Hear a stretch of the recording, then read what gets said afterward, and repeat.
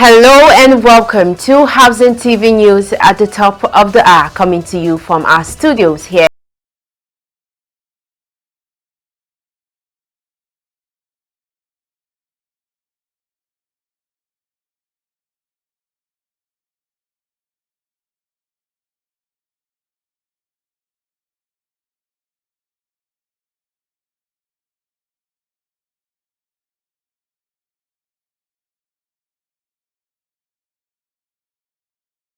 On the foreign scene, Paul Biya seeks 8th term in Cameroon's election. And now the news in detail. The federal government has appealed to the Academic Staff Union of Universities, ASU, to suspend its planned strike, assuring that efforts are ongoing to address all outstanding demands. Minister of Education Dr. Maruf Olatunji Alausa said the government has reconstituted the Mahmoud Yali Ahmed Negotiation Committee to fast-track talks with academic and non-academic unions. He disclosed that President Bola Tinubu has directed that every measure taken to prevent another disruption in tertiary education, adding that 50 billion naira has been released for earned allowances and 150 billion naira provided in the 2025 budget for revitalization. So this president is meeting all the commitments, all the promises to the unions. Your promotion areas, the issues have been resolved. We've spoken to the DG budget. Issues have been resolved. By next year, in 2026, all areas will be paid, including the 25-35 wage award. The issues of other allowances, teaching allowances and all those have all been paid. We've resolved a lot of these issues, but we know the final part is the condition of service. We will resolve that as well. So we're pleading with the unions, both academic and non-academic unions at a tertiary institution, to be patient.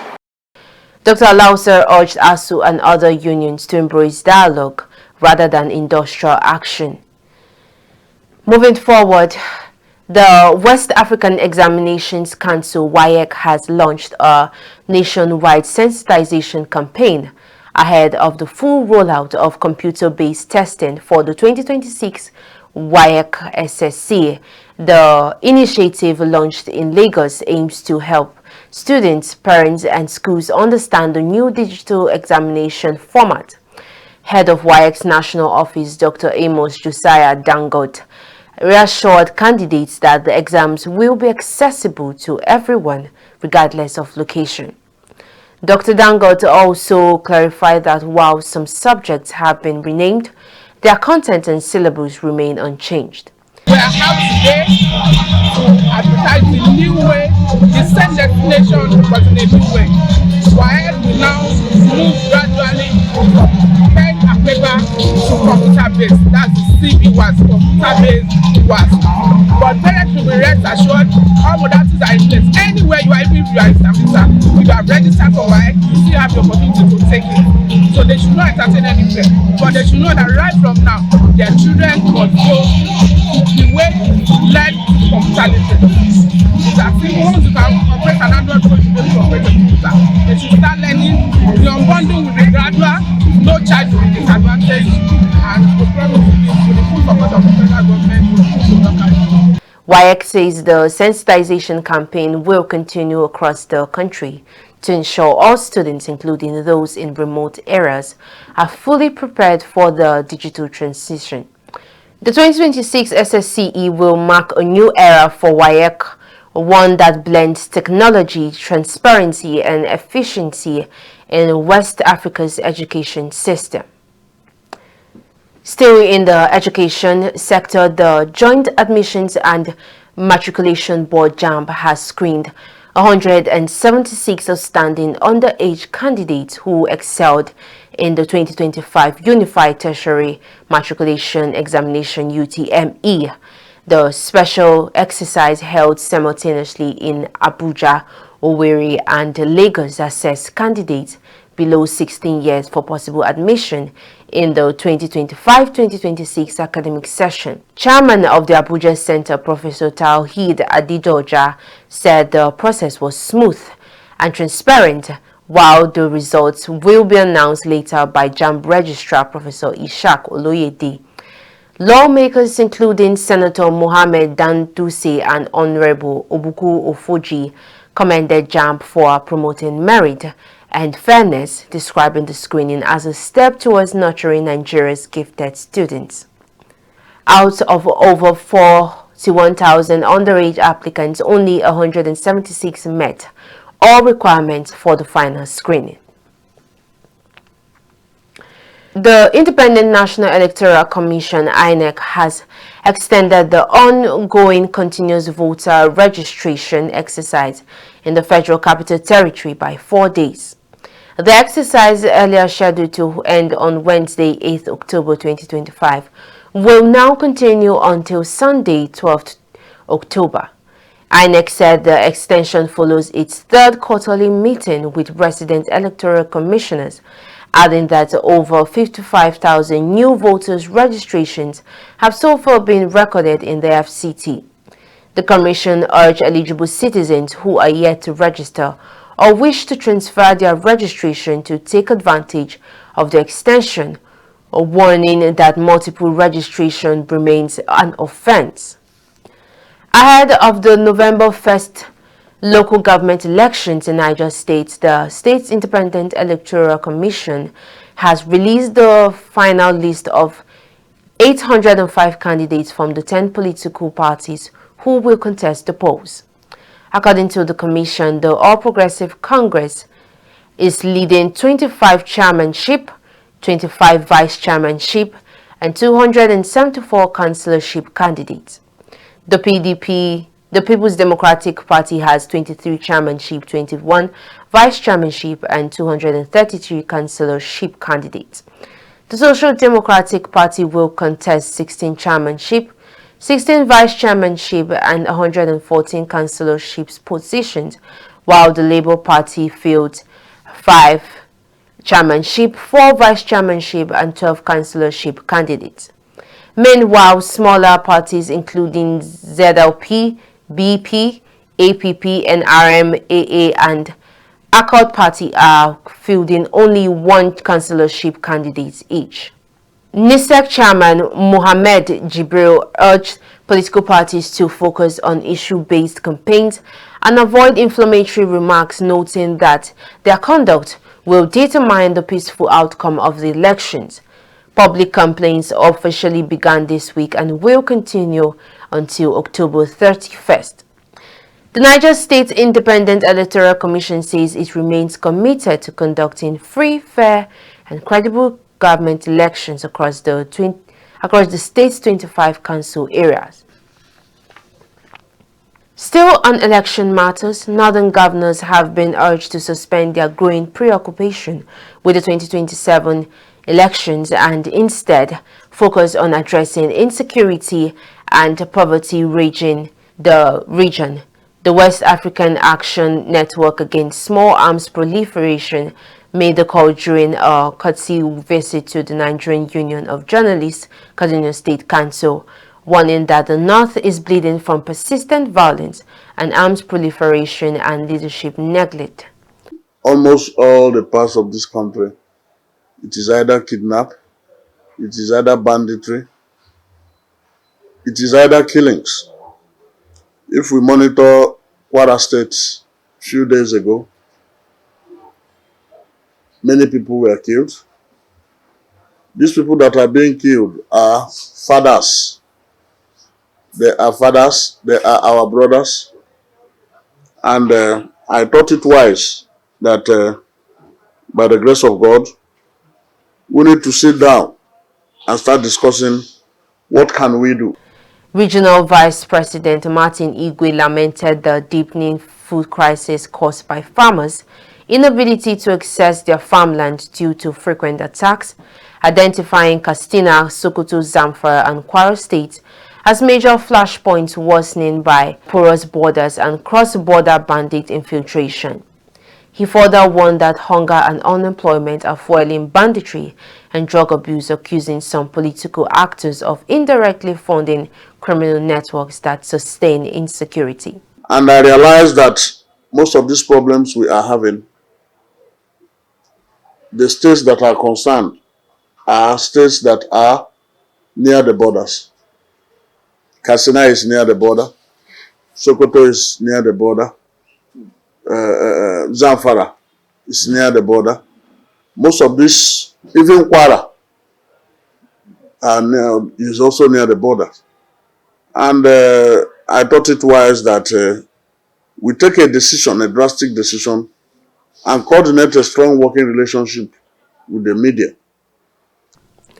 The Wansa's vice president called for stronger cross-border collaboration under the ECOWAS framework and appealed to Deputy Senate President Barau Jibrin, who also serves as second Deputy Speaker of the ECOWAS Parliament, to lead efforts towards a unified regional strategy against arms proliferation and transitional crime. In his response, NUJ Kaduna Council Chairman Comrade Abdulgafar Alabeliwe commended Wansa's advocacy and pledged the union's support for peace-oriented public engagement. Nigeria can still be better because when we have citizens who are concerned about security and development of the country, it therefore means that all hope is not lost. And it is on this note that I will assure you that as members of the fourth estate of the realm, we will do our best to ensure that we partner with individuals and organizations like yours to ensure that we have a secure and develop an economic viable Nigerian society. Because like you have rightly pointed out, once there is a threat to the security of communities that make up the subnational and the country as a whole, the economy will be affected and lives will become more difficult. The groups insist that northern governors must prioritize peace, security and development over early political ambition as 2027 approaches. The chairman of the National Drug Law Enforcement Agency, Brigadier General Buba Marwa, says the agency supports the controlled export of cannabis oil for medicinal purposes, but remains firmly opposed to its local consumption in Nigeria. Speaking at a stakeholders workshop organized by the Nigerian Academy of Science in Abuja, Marwa said the NDLEA welcomes scientific dialogue on cannabis oil, but insists that public health and safety must guide any policy decisions. He explained that while cannabis oil may have their therapeutic potential, it also poses mental health and addiction risk, especially among young people. Marwa added that any export process must be strictly licensed, monitored, and confined to export-free zones. The NDLEA boss also cited Nigeria's high rate of substance abuse, 14.4% compared to the global average of 5.6%, as a reason for caution. Other speakers, including NAS Vice President Professor Friday Okunofwa and Study Committee Chair Professor Musbao Akambi, commended the agency's collaboration with scientists to develop evidence-based guidance on cannabis oil use. The Transmission Company of Nigeria says security operatives and community vigilantes have foiled an attempt to vandalize its towers along the Mando Jos 330 kV transmission line. The suspects and their alleged buyers were arrested on Sunday, October 5, 2025, after they dismantled tower parts from towers T297, T298, and T299, endangering the structure's stability. TCN says the affected towers remain intact and the emergency reinforcement work has begun to restore full stability and maintain power supply. The company commended the swift action of security operatives and urged host communities to report suspicious activities around power installations.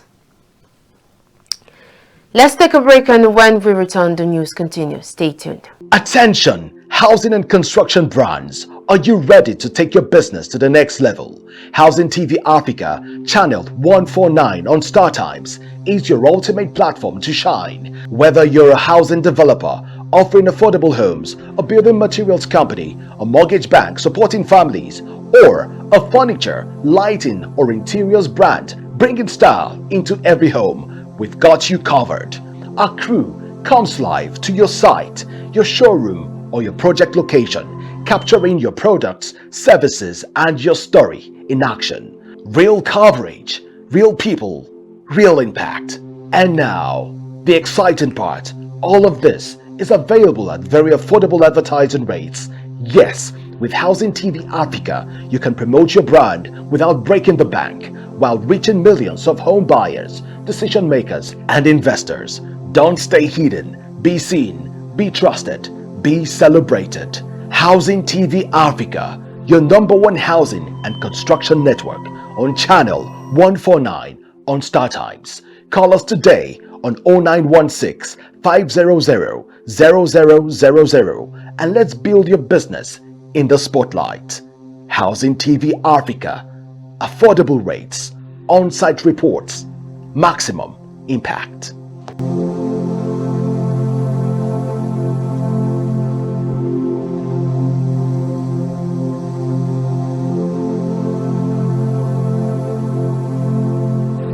Welcome back. This is Housing TV News at the top of the hour. Appointees of the Benue State government have been urged to shun politics and embrace a development-driven mindset anchored on growth, transformation, and renewed hope. Governor Hyacinth earlier gave the charge while inaugurating some boards and commissions, as well as swearing in 2 special advisors at the Government House, Makurdi. Those inaugurated include the Special Advisor on MSMEs and Microfinance, the Special Advisor on Politics, Mobilization and Special Duties, and members of key government agencies, among others.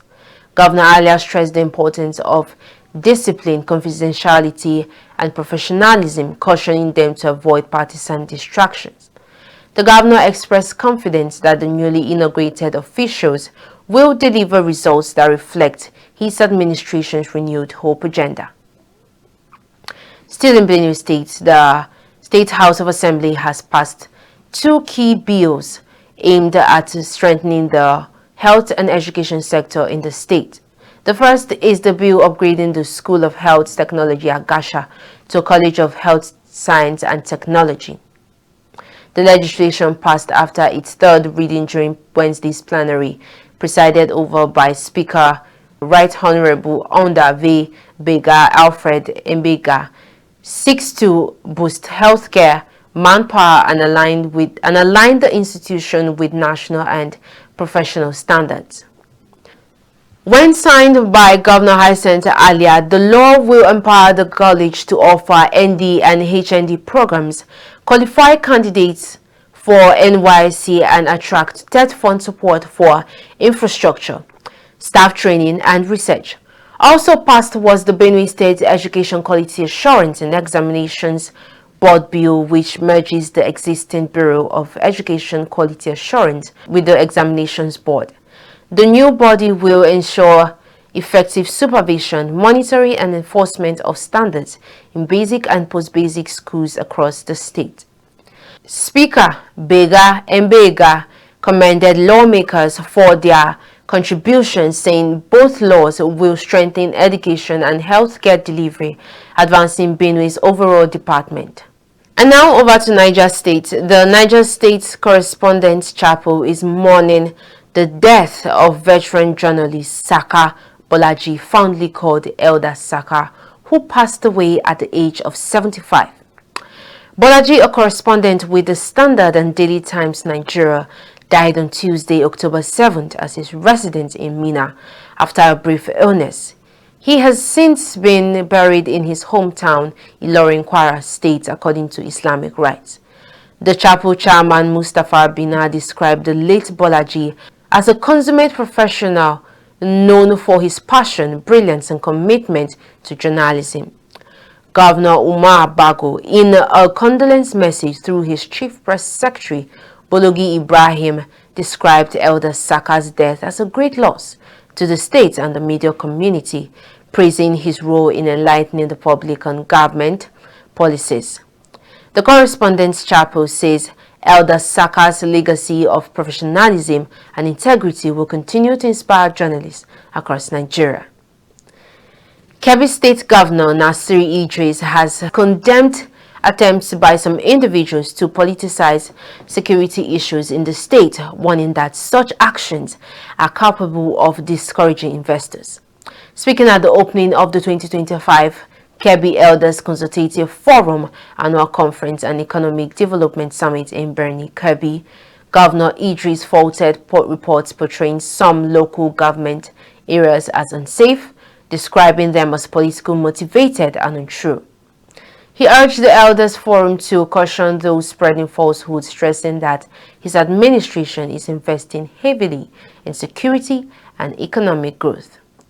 Governor Idris reaffirmed Kebbi's status as Nigeria's leading producer of rice and wheat, adding that government programs continue to empower citizens and boost the economy. Former UN Permanent Representative Professor Tijani Musa Bande, in his keynote address, said Kebbi's rice revolution laid the foundation for Nigeria's food security, while calling on local universities to intensify agricultural research. The Emir of Gwandu, Mohammed Ilyasu Bashar, in a goodwill message, commended President Bola Ahmed Tinubu for supporting Kebbi's agricultural development. We take a pause here, and up next are news stories from the build sector. Stay with us.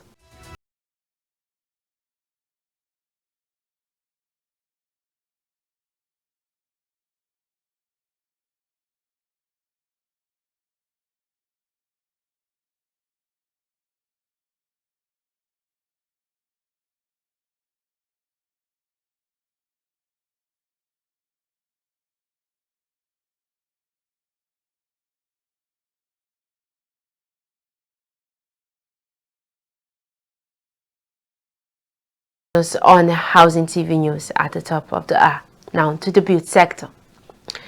The Federal Capital Territory High Court sitting in Jikoi Kurudu will on Monday hear an application seeking judicial review of the reports and recommendations of the Ministerial Committee set up by FCT Minister Nyesom Wike over the River Park Estate dispute. Justice Mohammed Zubairu had earlier granted leave for the applicants Paolo Homes Nigeria Limited and Houses for Africa Nigeria Limited to apply for judicial review by way of certiorari, effectively stating further action on the committee's report. The respondents in the suit are the Minister of the Federal Capital Territory and the Federal Capital Development Authority.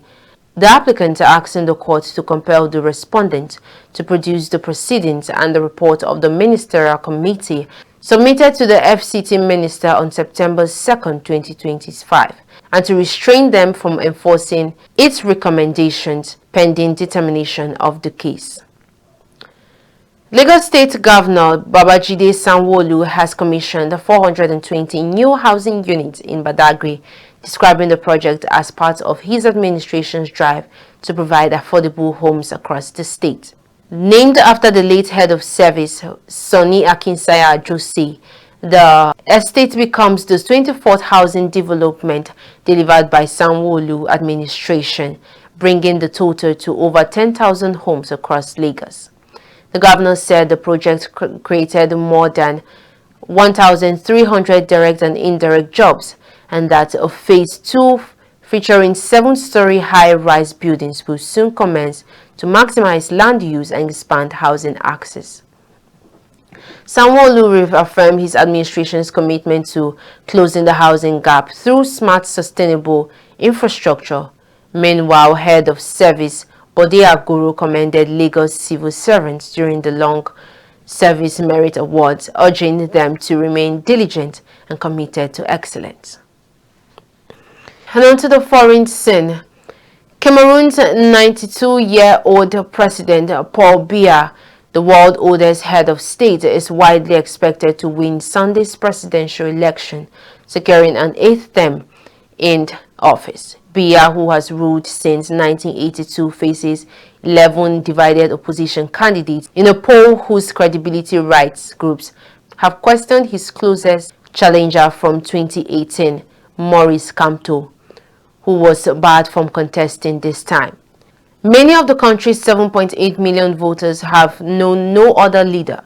Critics say Biya's decades-long rule have been marked by repression and manipulation of institutions to maintain power.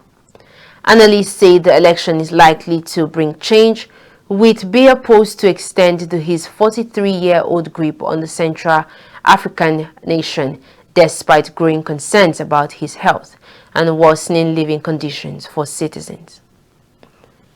And that's the much we can take on Housing TV News at the top of the hour. But before we go, a quick recap of our top stories. Federal government begs ASU to shelve planned strike and promises to address demands. Northern governors have been urged to halt 2027 election obsession and focus on tackling insecurity. Sanwo-Olu commissions 420 housing units in Badagry. Now the foreign scene, we told you that Paul Biya seeks eighth term in Cameroon's election. For more news in the housing sector, do well to subscribe to our YouTube channel, Housing TV Africa. You can follow us on all our social media platforms, and you can download the Housing TV mobile app on your Google Play Store and Apple Store to stay connected. Many thanks for watching. I am Dorcas Chia. Bye for now.